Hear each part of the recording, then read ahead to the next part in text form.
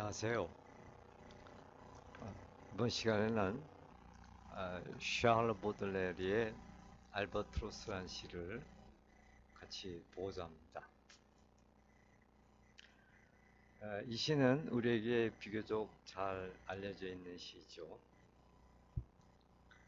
알바트로스는 보들레르 자신의 자화상 같은 시라고 생각이 됩니다. 어쩌면 모든 시인, 모든 예술가들의 자화상 같은 시라고도 할 수 있죠. 이 시는 인간 존재의 근원적인 유연성, 원대한 꿈과 비참한 현실, 끝없이 하늘로 비상하는 예술적 꿈과 이 땅에 발을 붙이고 살아갈 수밖에 없는 현실 사이의 갈등, 이러한 시인의 모습이 알바트로스란 새로 형상화되어 있는 시입니다. 그럼 먼저 시인 보들레르에 대해 간략하게 얘기해 보도록 하죠. 샤를 보들레르는 19세기 중반의 프랑스 시인이자 비평가입니다. 보들레르의 시적 여정은 그 스펙트럼이 너무 넓어서 한마디로 어떤 시인이라고 규정하기가 어렵습니다.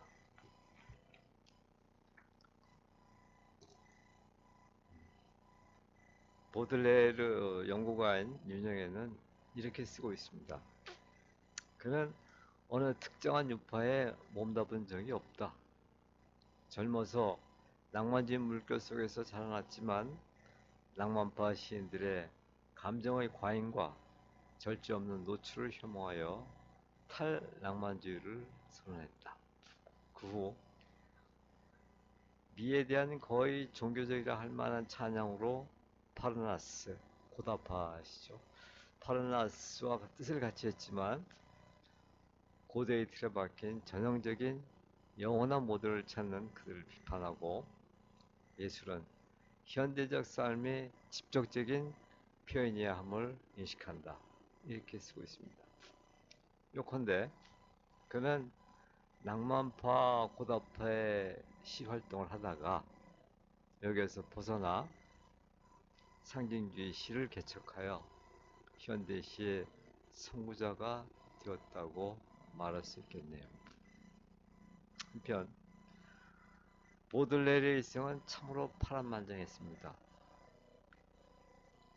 6살 때 부친이 사망했고 어머니가 재혼을 하게 되는데 그 의붓 아버지와 불화가 아주 심했고 또 고등학교는 퇴학당하고 또 그 의붓 아버지가 돌아가시면서 이제 상당한 그 유산을 상속받게 되는데 그 유산을 갖고 그 댄드로서의 방탕생활을 꽤 오랫동안 하게 됩니다. 이로 인해서 이제 빚을 많이 지게 되고 결국은 금지산 송호까지 받게 되죠. 1957년에는 그의 첫 시집 악의 꽃, Le Fleur du Mal, 악의 꽃이 출판되었는데 이 시집은 외설죄로 법정에 피소되어 6편의 시가 삭제되는 불행한 일이 벌어집니다. 게다가 말년에는 성병과 중풍 그리고 실어증까지 겹쳐 건강이 극도로 악화됩니다. 그는 현실적으로 매우 불행한 삶을 살았죠. 그의 삶은 이른바 저주받은 시인의 전형적인 모습이라 할 수 있겠죠. 반면 보들레르의 빛나는 업적에 대해 얘기하자면 이것은 뭐 한도 끝도 없을 겁니다. 그 보들레르를 찬탄하는 그 몇 개 인용문을 좀 소개해 보면 먼저 그 낭만주의의 거장인 빅토르 위고는 보들레르에 대해 이렇게 말합니다. 그는 새로운 전류를 창조했다 라고 절찬하였고 또 볼 발레리는 이렇게 말합니다.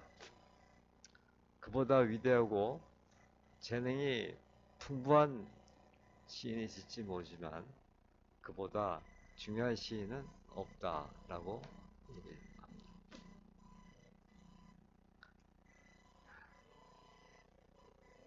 한편 보들레르의 첫 시집 악의 꽃에 대해 평생 보들레르를 연구한 김풍구는 이렇게 말합니다. 한 권의 시집이 그토록 온 세계에 널리 알려진 것도 세계 문학사상 유례가 없을 뿐더러 또 그토록 오랫동안 생명을 잃지 않고 여전히 애송되는 시집도 그 유래를 찾아보기 힘들다.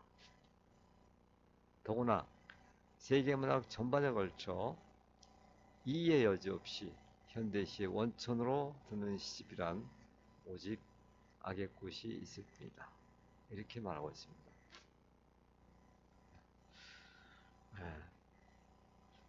시인에 대한 소개가 좀 길어졌는데 그럼 이제 그 알바트로스라는 시를 보도록 하죠.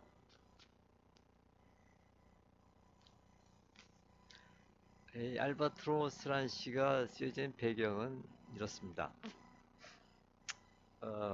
보들레르가 성년이 되어 의붓 아버지가 남겨준 재산을 상속받은 뒤에는 댄디즘의 이상을 추구하며 탐미적 생활을 즐기면서 방탕한 생활을 이어갑니다. 이 과정에서 많은 빚을 지게 되고 결국은 금치산 선고까지 받게 되죠. 그래서 그의 가족은 보들레르의 새로운 삶을 위해 그를 강제로 인도 캘커타로 떠나는 배에 실어 보냅니다. 환락의 도시에서 먼 이국으로 유배를 보낸 셈이죠. 보들레르는 항해 도중 폭풍우를 만나 잠시 머물렀던 열대 이국의 섬들을 보고 그 정서를 마음속에 담아둡니다. 그는 인도 여행을 거부하고 10개월 만에 다시 파리로 되돌아옵니다. 1859년 중년의 나이가 된 시인은 그때 보았던 거대한 바다새를 떠올리면서 자신의 삶을 지상에 유배당한 알바트로스에 비해 이 시를 쓴 것으로 알려져 있습니다. 알바트로스는 한자 문화권에서는 신천홍이라는 이름으로 자주 불렸으며 비행이 가능한 조류 중에서 가장 큰 종류에 속하며 속칭으로 바보새라고도 불리죠. 지능이 낮아서 그런 것이 아니고 날개가 너무 커서 땅 위에서는 날개를 질질 끌며 걸어다니기 때문이죠. 자, 그럼 이 시의 원문을 한번 읽어보겠습니다. 시는 사행을 1년으로 해서 총 4연으로 구성되어 있습니다.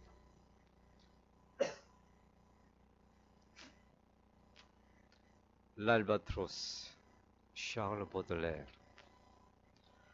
Souvent, pour s'amuser, les hommes d'équipage prennent des albatros, vastes oiseaux de mer, qui suivent un de leurs compagnons de voyage, le navire glissant sur les gouffres amers. À peine les ont déposés sur les planches, que ce roi de l'azur maladroit et honteux laisse piteusement leurs grandes ailes blanches comme des avirons traîner à côté d'eux. Ce voyageur ailé, comme il est gauche-veule, lui naguère si beau qu'il est comique laid. L'un agace son bec avec un brûle-gueule, l'autre mime en boitant l'infirme qui volait. Le poète est semblable au prince des nuées, qui entre la tempête et se rit de l'arche. exilé sur le sol au milieu des huées, ses ailes de géant l'empêchent de marcher.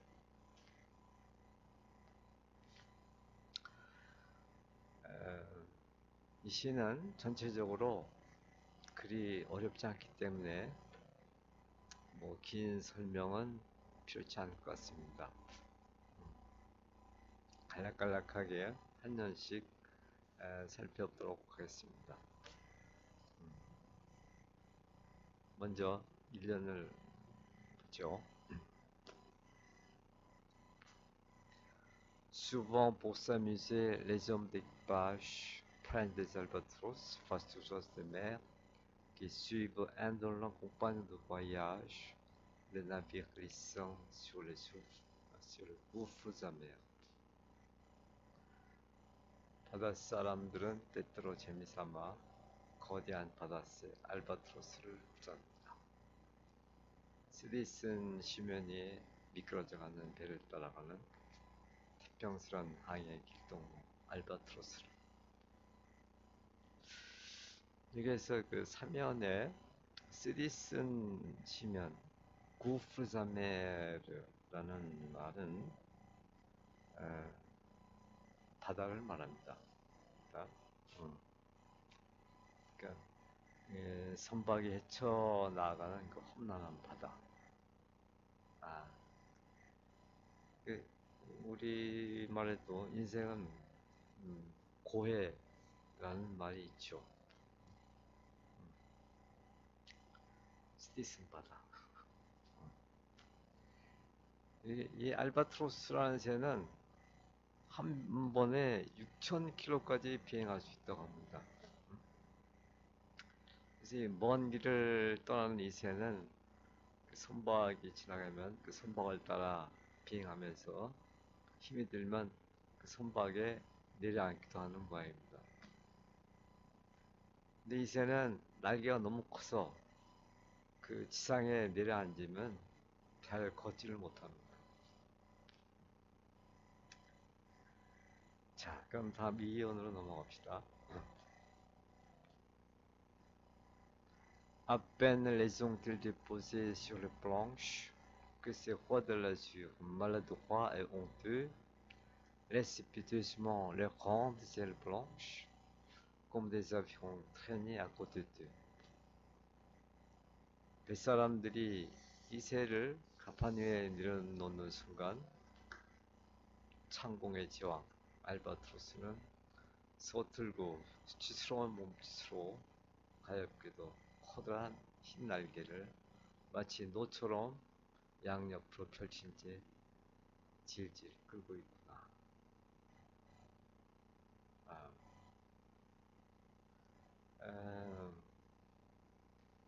별로 뭐 의미상으로는 그 산문처럼 표현하지만 여기서는 에, 하늘을 날 때 그 창공의 지왕, 창공의 지왕, 화델라지유, 창공의 지왕 이런 그 알바트로스가 가판 위로 잡혀와서는 그 매우 가련하고 수강스러운 그런 모습이 되는 내용을 담고 있죠. 자, 그럼 3년을 봅시다. Ce voyageur allait comme les coches veulent, lui, naguère si beau, qu'il est comme qu'elle est. L'un agace son bec avec un bruit lequel l'autre mime en boitant l'infirme qui volait. 이 날개 달린 여행자 얼마나 어설프고 유력한가. 전에는 그토록 아름답던 새, 지금 그것은 얼마나 우스꽝스럽고 흉측한가. 어떤 선원은 파이프를 가지고 부리를 톡톡 치며 놀려대고 어떤 선원은 다리를 쩔뚝거리며 창공을 날던 저 불구자를 흉내낸다.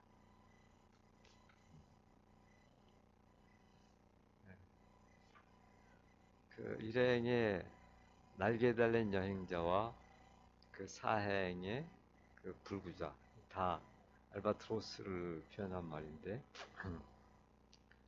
에, 그 일행에서는 하늘에서 드높은 기상을 펼치던 알바트로스 그리고 사행의 그 불구자라는 말은 지상에서 조롱당하는 알바트로스의 두 모습을 아주 극명하게 대입시켜 놓고 있죠. 다음 사연을 봅시다. Le poète semblable au prince de nuit qui entre la tempête et sourit de l'archer, exilé sur le sol au milieu des huées, ses ailes de géant l'empêchent de marcher. 시인은 저 굴매 왕자를 닮았구나. 폭풍 속을 넘나들며 사슬을 비웃던 알바트로스. 이제 야유로 가득 찬 이 땅의 입에 대해서는 저의 거대한 날개가 오히려 걷는 곳조차 방해한.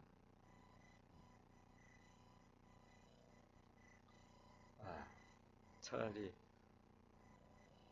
그렇게 큰 날개가 없다면 걷기나 편하게 했을 텐데 그 거대한 날개 때문에 오히려 잘 걷지를 못하게 됩니다.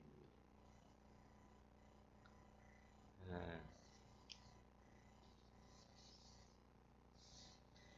이 사연은 이 시의 주제를 압축적으로 보여주고 있습니다. 여기에서 알바트로스는 시인과 하나가 되죠. 시인은 저 구름의 왕자, 저 구름의 왕자가 알바트로스죠. 알바트로스 닮았고.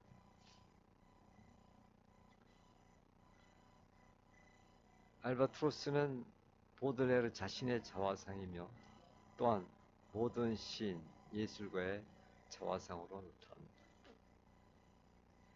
드높은 이상과 참담한 현실이라는 존재의 유연성으로 고통받는 시인, 예술가 뿐만 아니라 존재의 숙명적인 이원성으로 고통받는 모든 인간의 자아상을 알바트로스로 비유했다고 할 수도 있겠죠.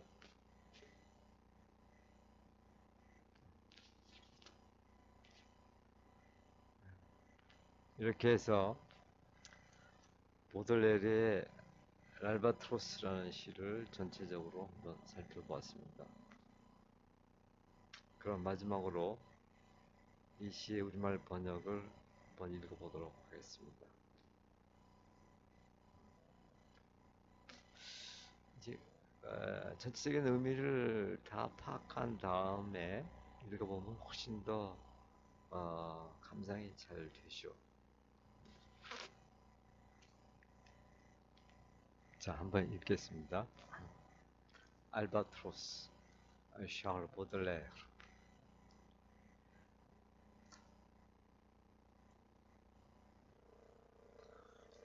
뱃사람들은 때때로 재미삼아 거대한 바다새 알바트로스를 붙잡는다. 쓰디쓴 심연 위에 미끄러져가는 배를 따라 날아가는 태평스러운 항해의 길동무 알바트로스를.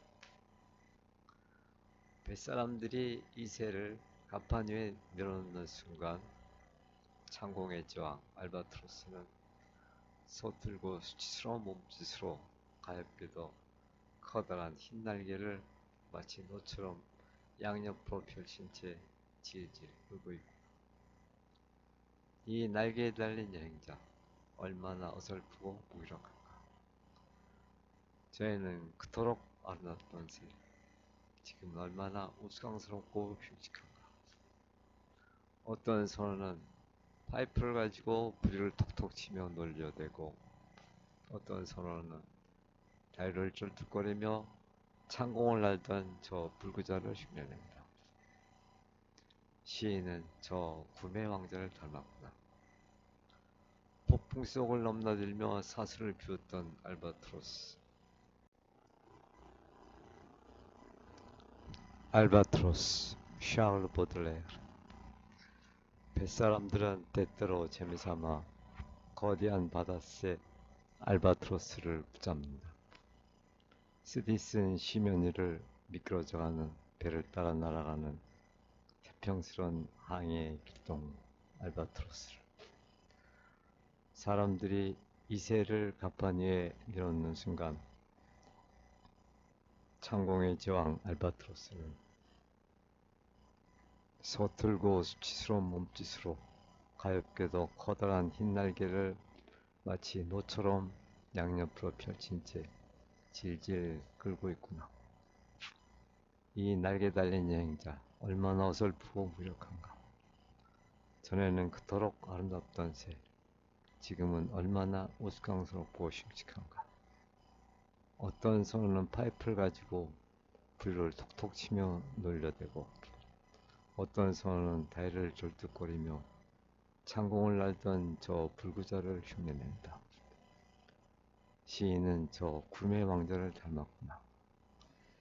폭풍 속을 넘나들며 사슬을 비웠던 알바트로스.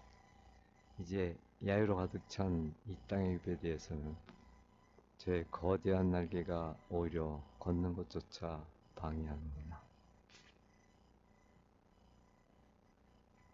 이렇게 해서 알바트로스 시를 같이 봤습니다. 함께 해주셔서 고맙습니다.